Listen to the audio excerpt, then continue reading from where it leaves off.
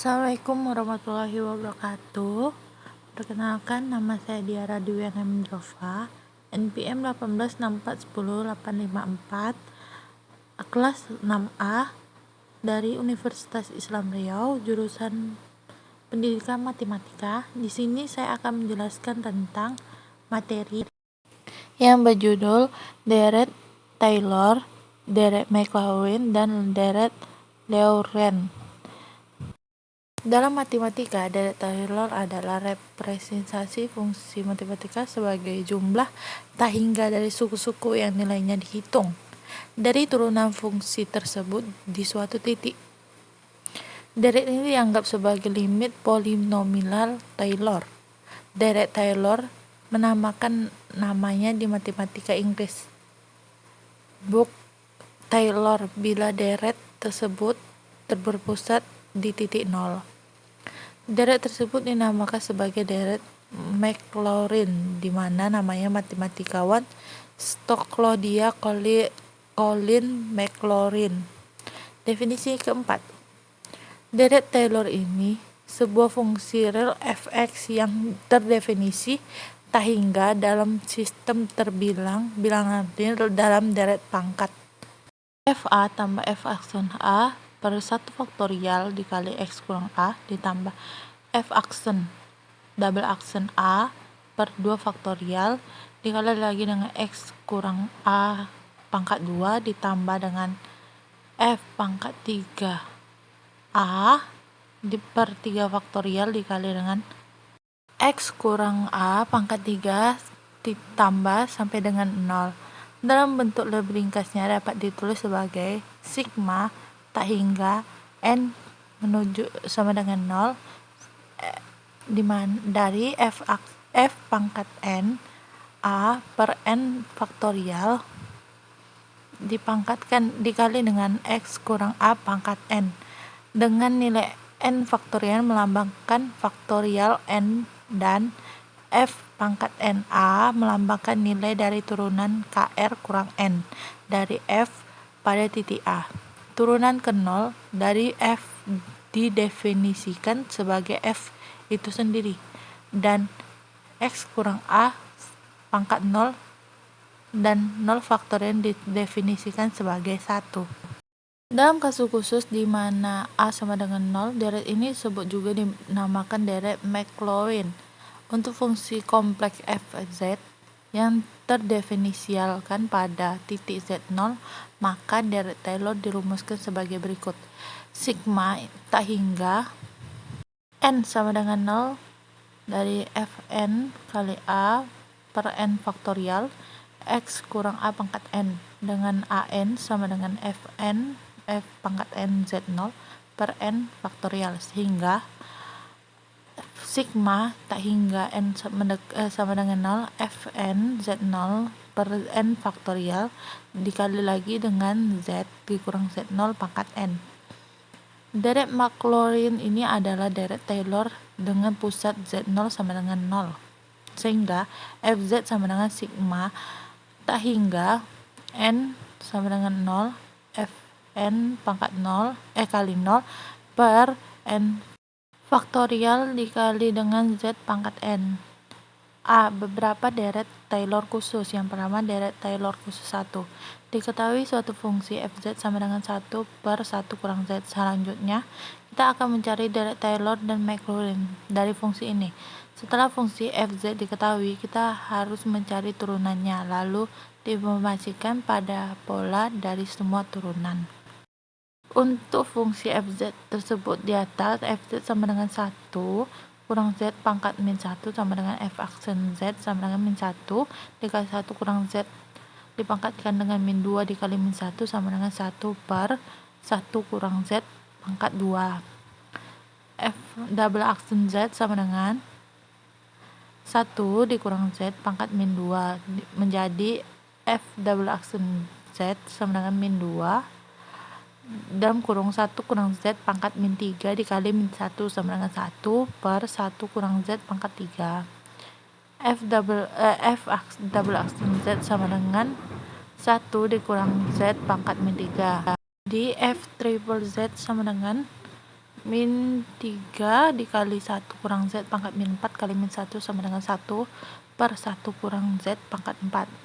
Dari penjabaran di atas, maka dapat disimpulkan bahwa F pangkat NZ sama dengan N faktorial di per 1 kurang Z N ditambah 1. Maka FZ sama dengan 1 per 1 kurang Z sama dengan sigma tak hingga N sama dengan 1 N faktorial per 1 kurang Z pangkat N kurang 1 per N faktorial dikali dengan 1 kurang Z0 pangkat N. FZ sama dengan sigma tak hingga N sama dengan 0 Z kurang Z0 pangkat N per 1 kurang Z0 N tambah 1.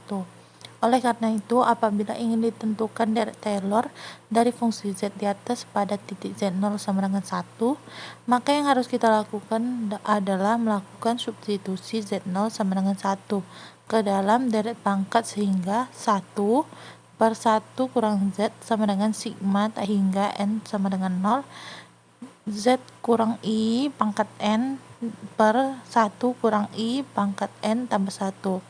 Perlu diperhatikan bahwa perubahan fungsi analitik FZ ke dalam bentuk deretan Taylor hanya berlaku dalam batas-batas keanalitikan FZ. Dalam kasus ini, FZ tidak analitik pada Z sama dengan 1. Berikutnya kita akan menentukan deret Maclaurin dari fungsi FZ tadi, yakni dalam melakukan substitusi Z0 sama dengan 0 pada deret pangkat sehingga menjadi FZ sama dengan 1 per 1 kurang Z sama dengan sigma tak hingga N sama dengan 0 Z kurang 0 pangkat N per 1 kurang 0 N tambah 1 sama dengan sigma Z0 sigma tak hingga N sama dengan 0 Z pangkat N. Yang kedua, deret khusus 2. Ketahui FZ sama dengan E pangkat Z. Seperti langkah-langkah pada kasus sebelumnya, kita terapkan juga kali ini pada FZ sama dengan E pangkat Z menjadi F aksen Z sama dengan E pangkat Z, terus menjadi F double aksen Z sama dengan E pangkat Z, terus menjadi F triple aksen Z sama dengan E pangkat Z. Maka dapat disimpulkan Fn Z sama dengan E pangkat Z, sehingga dengan menggunakan deret Taylor B dapat diperoleh E pangkat Z sama dengan sigma tak hingga N sama dengan 0 E pangkat Z pangkat Z0 per N faktorial dikali dengan Z kurang Z0 pangkat N.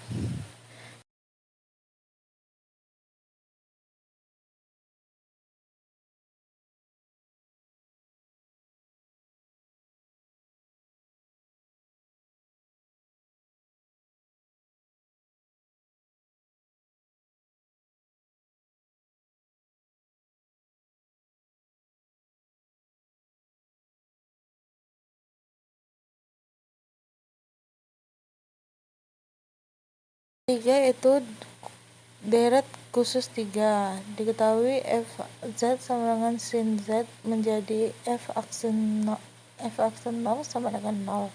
Maka F aksen Z sama dengan cos Z menjadi F aksen 0 sama dengan 1. Z sama dengan min sin Z. F double aksen 0 sama dengan 0. F triple aksen Z sama dengan min cos Z menjadi F double aksen 0 sama dengan min 1. F pangkat 4 Z sama dengan sin Z, jadi F pangkat 4 0 sama dengan 0. F pangkat 5 Z cos Z, F pangkat 5 0 sama dengan 1.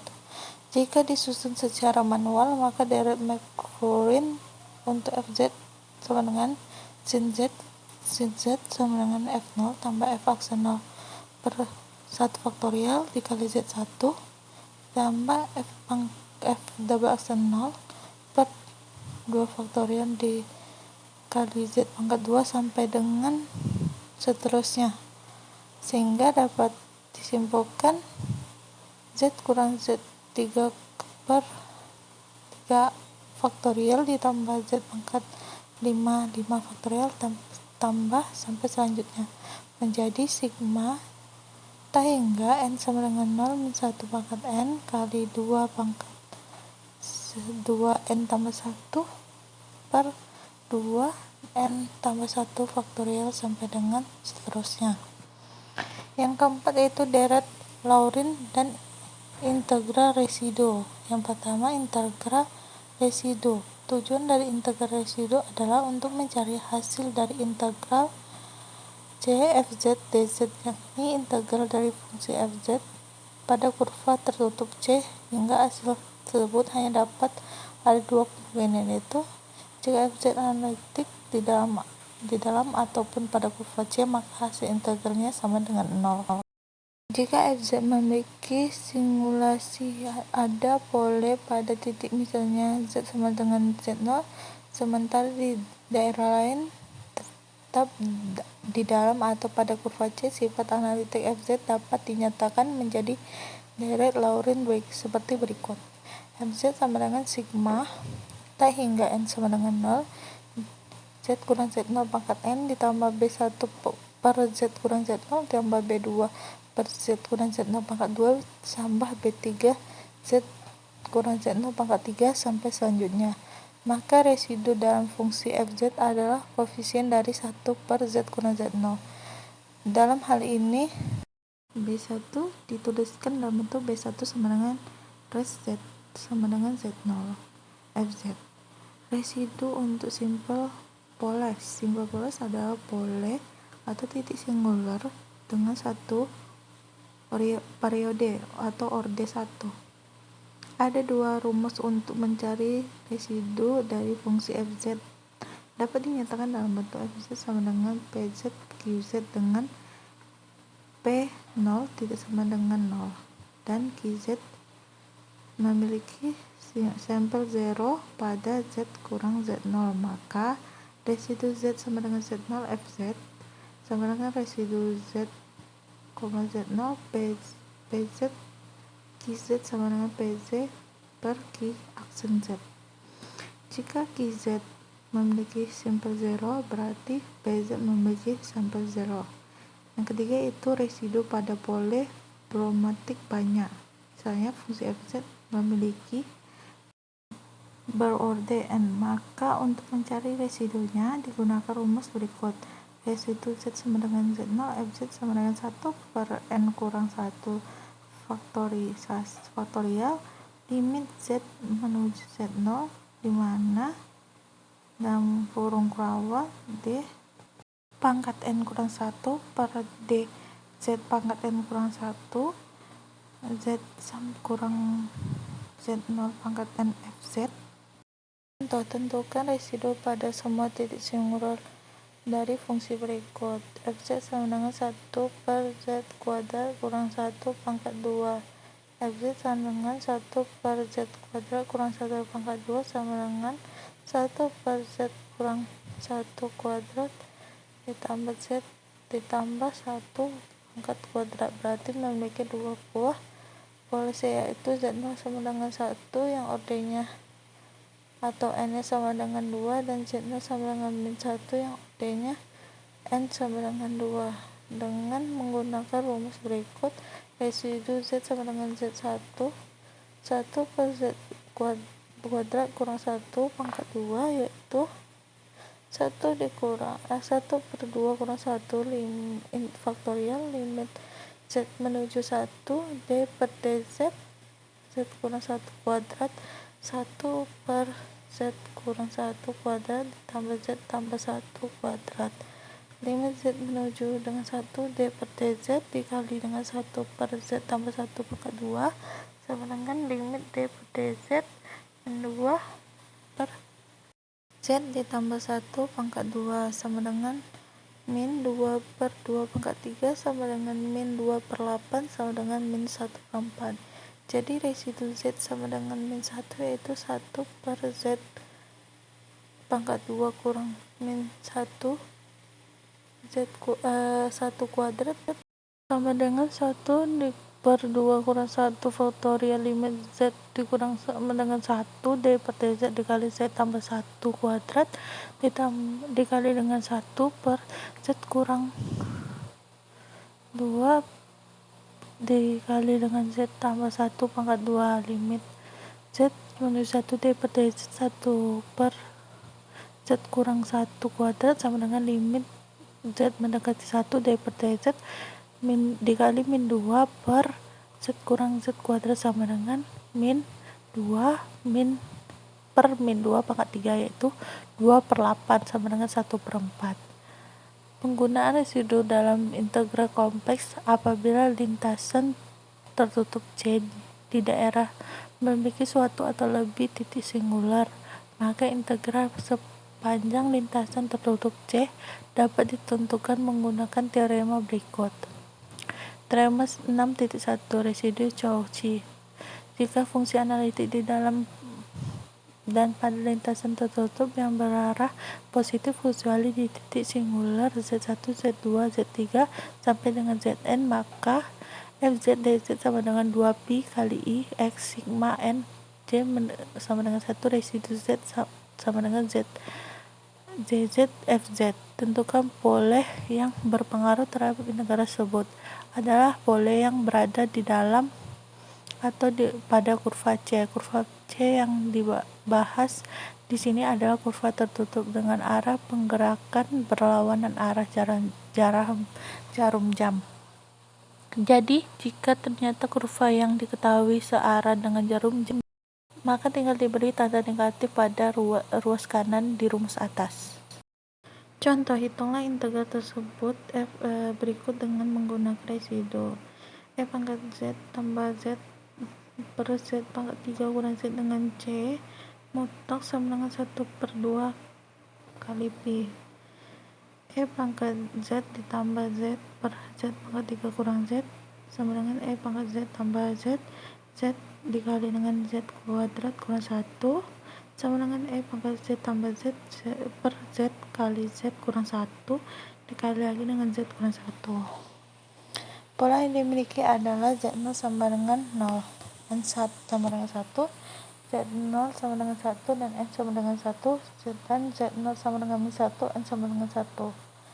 Ketika pole di atas masih berada di dalam suatu kurva C yang diminta, sehingga PQ sama dengan PZ sama dengan E pangkat Z tambah Z, sedangkan QZ sama dengan Z pangkat 3 kurang Z. Jadi menjadi Q aksen Z sama dengan 3 Z kuadrat kurang 1. Jadi residu Z sama dengan 0 sama dengan FZ sama dengan residu Z sama dengan 0 E pangkat Z tambah Z per 3 Z kuadrat kurang 1 sama dengan E pangkat 0 tambah 0 per 3 kali 0 kuadrat kurang 1 sama dengan 1 per min 1 sama dengan 1.